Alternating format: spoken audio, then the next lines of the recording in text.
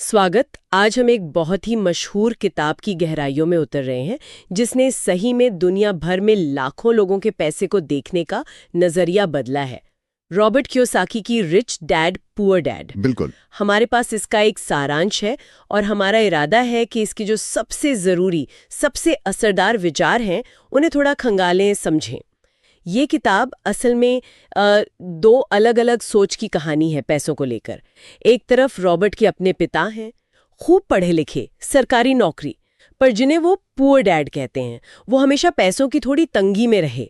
और दूसरी तरफ उनके दोस्त के पिता, रिच डैड, जिन्होंने शायद 8वीं के बाद पढ़ाई भी नहीं की, पर वो शहर के सबसे अमीर लोगों में गिने जाते थे।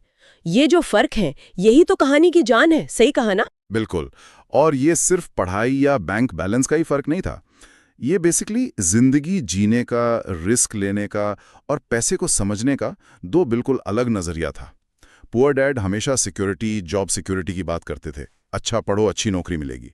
जबकि रिच डैड, उनका जोर था फाइनेंशियल इंडिपेंडेंस पर, मतलब पैसों की आज़ादी पर और संपत्ति बनाने पर।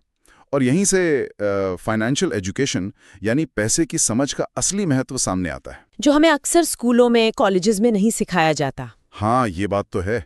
और रिच डैड का शायद पहला और सबसे बड़ा सबक यही था कि भाई एसेट्स यानी संपत्ति और लायबिलिटीज यानी देनदारियों के बीच का फर्क समझो। सुनने में तो ये बड़ा सीधा सा लगता है, पर क्या ये वाकई इतना आसान है? देखिए, यहीं पर कियोसाकी ने सबसे बड़ा पॉइंट उठाया। रिच डैड के हिसाब से संपत्ति या एसेट वो चीज है जो आपकी जेब में पैसा डालती है अपने आप, मतलब बिना आपके लगातार काम किए। जैसे जैसे किराए पर दी हुई कोई प्रॉपर्टी हो, स्टॉक से डिविडेंड आ रहा हो, या आपका कोई बिजनेस हो जिससे इनकम आ रही हो।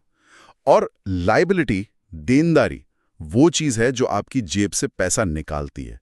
जैसे आपकी कार लोन की ईएमआई, क्रेडिट कार्ड का बिल, या वो बड़ा सा घर भी जिसके लिए आपने भारी होम लोन लिया है और जिसका मेंटेनेंस भी महंगा है। ओहो, ये घर वाली बात थोड़ी चौंकाती है। ज्यादातर लोग तो सोचते हैं कि घर हमारी सबसे बड़ी संपत्ति है। बिल्कुल।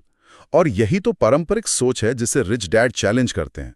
उनका तर्क सीधा था, अगर आपका घर आपकी जेब से लगातार पैसा निकाल रहा है, लोन, टैक्स, रिपेयर वगैरह में, तो वो आपके लिए एक फाइनेंशियल बोझ है, संपत्ति नहीं। असली संपत्ति वो है जो इनकम लाए। और इसी सोच से जुड़ा है उनका दूसरा बड़ा सिद्धांत, पैसे के लिए काम मत करो, पैसे से अपने लिए काम करवाओ। अच्छा, मतलब सिर्फ एक ज्यादा सैलरी वाली नौकरी ढूंढने से बेहतर है कि ऐसे तरीके खोजें जिनसे पैसा खुद ब खुद आए, जिसे पैसिव इनकम कहते हैं, जैसे इन्वेस्ट करना या अपना कोई साइड बिजनेस शुरू करना। हाँ, एग्जैक्टली।